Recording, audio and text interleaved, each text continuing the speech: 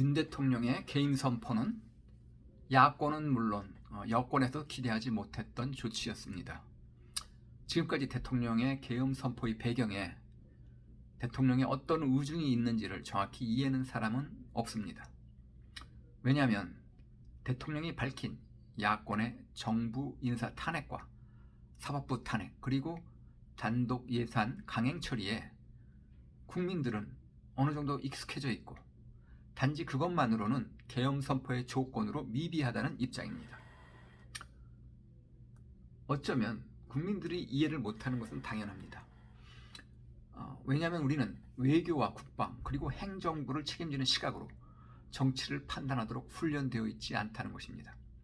그런 특별한 안목과 책임을 위해서는 우리는 대통령이라는 직책을 만들었기 때문입니다. 예를 들면 행정부의 많은 강요들이 탄핵되어 공석이 될 때 대통령은 그 공석이 나라에 미치는 영향을 걱정 안 할 수가 없습니다.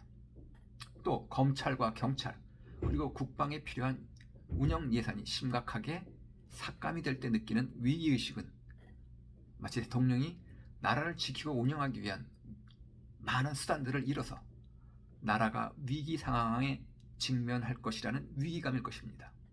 그러기에 헌법은 대통령에게 특별한 권한을 부여해 나라의 존폐가 위협받지 않도록 한 것입니다. 그렇다면 이번에는 국민들의 입장에서 이 상황을 판단해 보겠습니다. 이번 계엄은 행정부의 수장인 대통령이 국회의 무리한 정치 활동으로 정부가 마비되는 것을 방지하기 위한 경고성 조치를 하려고 했던 것으로 이해합니다. 그렇다면 국민들에게 행정부가 마비되는 것과 국회가 마비되는 것 중에 어느 쪽이 국민의 삶을 더 어렵게 할까요? 이해를 돕기 위해 국회나 정치가 정상적으로 운영되지 않았던 사례들을 비교해 이해를 해보기로 하겠습니다. 아시아에서는 국회가 유명무실한 나라들이 많이 있습니다. 공산국가인 북한과 중국 그리고 베트남이 공산당 유일의 체제를 운영하고 있다는 것은 정치 부재를 의미합니다. 공산국이 아닌 싱가포르는 인민행동당이 장기 집권을 통해서 정치 부재를 경험하며 대만은 1949년부터 1987년까지 계엄령으로 정치 활동을 제한해 왔었습니다. 이런 사례들을 보면 아시아에서 괄목한 경제 성장을 한 많은 나라들이 정치 활동에 제한을 두어 왔었던 것이 현실입니다. 그 반대의 케이스는 아프리카의 많은 나라에서 볼 수 있다고 생각합니다.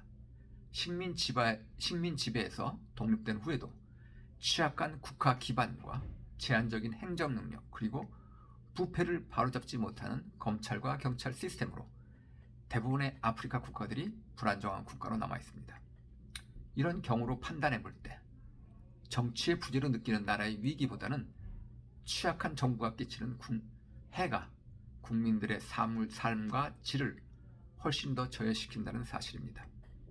그렇다고 행정부가 국회보다 중요하다는 것을 결론 지으려는 것은 아니라 국회가 행정부를 무력화시키면 행정부도 헌법에 주어진 권한으로 국회를 견제하는 것이 정당화될 수 있다는 것입니다.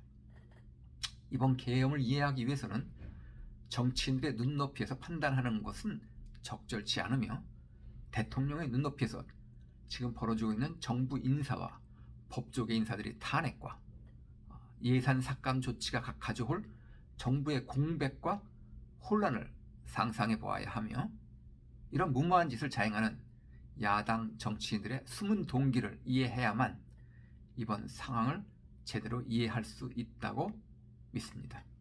감사합니다.